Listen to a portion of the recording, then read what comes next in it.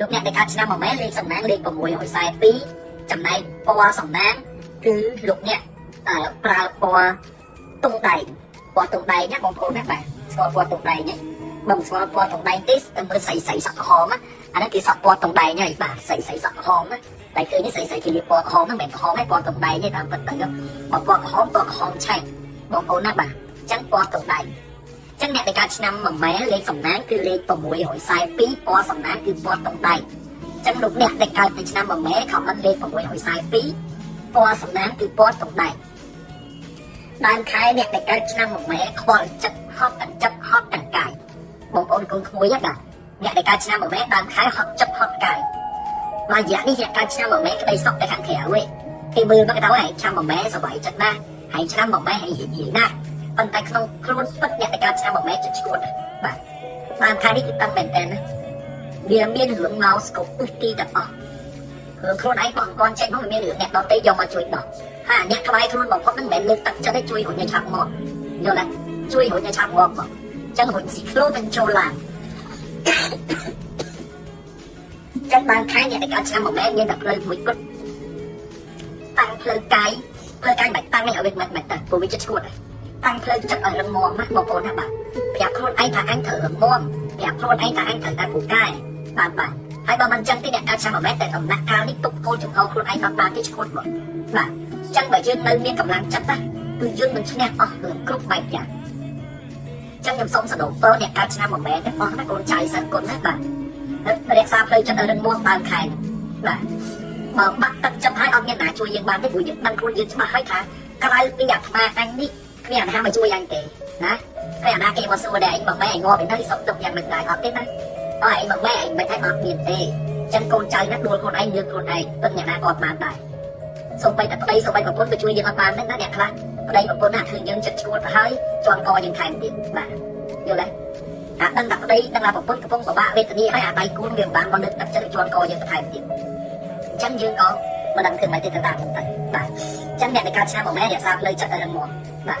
ព្រោះយើងដឹងថាអ្នកទាំងអស់គ្នាចិត្តឈួតហើយអញ្ចឹងអ្នកទាំងអស់គ្នាត្រូវតែរក្សាផ្លូវចិត្តទៅ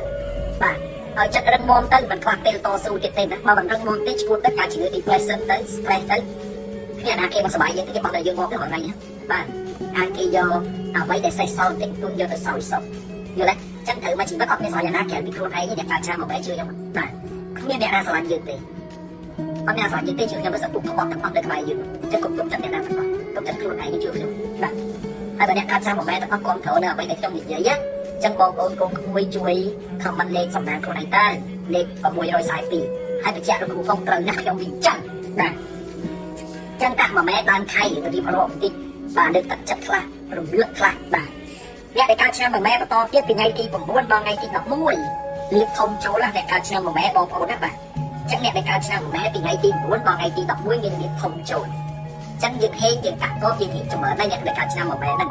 ចឹងចន្លោះពីថ្ងៃទី9ដល់ថ្ងៃទី11អ្នកដែលកើតឆ្នាំមួយម៉ែមានលៀបធំចូលហេងកាក់កបរីកចម្រើនចឹងសូមជូនពរណាបងប្អូនណាបាទពីថ្ងៃទី9ដល់ថ្ងៃ11ហ្នឹងឲ្យហេងខ្លាំងឲ្យជោគជ័យខ្លាំងឲ្យរីកចម្រើនខ្លាំងដោយអ្វីដែលជាការទូតគេបងគ្រូមានលៀបចូលហើយចាំមើលលៀបស្អីគេមើលទាំងអស់គ្នាណាបងប្អូនណាបាទអ្នកកើតឆ្នាំមួយម៉ែអ្នកដែលកើតឆ្នាំមួយម៉ែដដែលបងប្អូនកូនក្មួយពីថ្ងៃទី16ដល់ថ្ងៃទី18អ្នកដែលកើតឆ្នាំមួយម៉ែគឺឈឺបងប្អូនណាឈឺនេះគឺត្រូវថែរក្សាសុខភាពទីបងប្អូនបាទថែរក្សាសុខភាពហ្នឹងគឺប្រយ័ត្នផ្លោះដៃផ្លោះជើងខិចកខិចចង្កេះបាទផ្លោះក្រឹតអ្នកកើតឆ្នាំមួយម៉ែហ្នឹងគឺពីថ្ងៃ16ដល់ថ្ងៃទី18ហ្នឹងគឺប្រយ័ត្នបាទប្រយ័ត្នរឿងក្រឹតផ្លោះបន្តិចណាបងប្អូនកុំក្មួយណាបាទបើមិនមានការប្រុងប្រយ័ត្នរឿងក្រឹតផ្លោះទេគឺជួបហើយបាទអញ្ចឹងថែរក្សាសុខភាពការពារមែនតើណាធ្វើអីប្រយ័ត្នប្រយែងបាទអាចមានជំងឺផ្លោះក្រឹតកើតឡើងពាក់ព័ន្ធជាមួយសរសៃអ្នកដែលកើតនៅឆ្នាំមួយម៉ែដដែលបងប្អូនកូនក្មួយពីថ្ងៃទី23ដល់ថ្ងៃទី25ពីថ្ងៃទី23ដល់ថ្ងៃទី25អ្នកដែលកើតឆ្នាំមួយម៉ែហ្នឹងណាប្រយ័ត្នចាញ់បោកគេបាទប្រយ័ត្នចាញ់បោកគេណាអ្នកកើតឆ្នាំមួយម៉ែពីថ្ងៃ23ដល់ថ្ងៃ25ប្រយ័ត្នចាញ់បោកគេប្រយ័ត្នចាញ់ព្រៀបគេអញ្ចឹងមុននឹងធ្វើអីត្រូវប្រយ័ត្នប្រយែងមុននឹងធ្វើអីត្រូវគិតគូរមុននឹងធ្វើអីគឺត្រូវតែសិក្សាឲ្យបានច្បាស់លាស់មិនមែនចេះតែឆុងឆាំងទេហើយបើលោកធំណាបើលោកធំណាគឺមុនសញ្ញាមុនវាយថាមុនសញ្ញាមុនចុះហត្ថលេខាវាយប្រាពិនិត្យគ្រប់ជ្រុងជ្រុងបើមិនចឹងទេប្រ ប្រចាំសេរីបាយប្រាប្រេប្រានាំរឿងដល់ខ្លួនអញ្ចឹងប្រចាំមែនតើ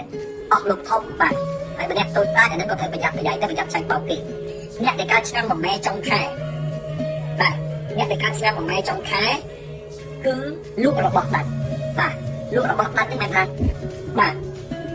លោករបស់ដាច់ហ្នឹងលោកដីលោកឃ្លីលោកស្អីផ្ទះសំបែងអីជាដើមហ្នឹងណាបងប្អូនកូនក្មួយណាបាទគឺត្រូវតែប្រយ័ត្នប្រយែងបើមិនប្រយ័ត្នប្រយែងទេអ្នកដែលកើតនៅឆ្នាំមួយម៉ែហ្នឹងគឺសុំទោសបាទអ្នកដែលកើតឆ្នាំមួយម៉ែហ្នឹងចុងខែហ្នឹងលោករបស់ដាច់ចឹងលោករបស់ដាច់ហ្នឹងគឺបានន័យថារបស់ដែលយើងចង់លក់គឺសូមឲ្យប្រយ័ត្នប្រយែងតែប្រយ័ត្នឲ្យមែនតើចុងខែហ្នឹងបាទលក់របស់ដាច់បាទអាពាក្យប្រយ័ត្នទៅជាប់មាត់ចេះតែនិយាយចង់អុកស្រើអាគេលក់របស់ដាច់សោះហ្នឹងណាឲ្យគេប្រយ័ត្នទៀតបាទលក់ទៅប្រយ័ត្នដែរលក់របស់ដាច់ទេប្រយ័ត្នពាក្យខ្មែរគេថា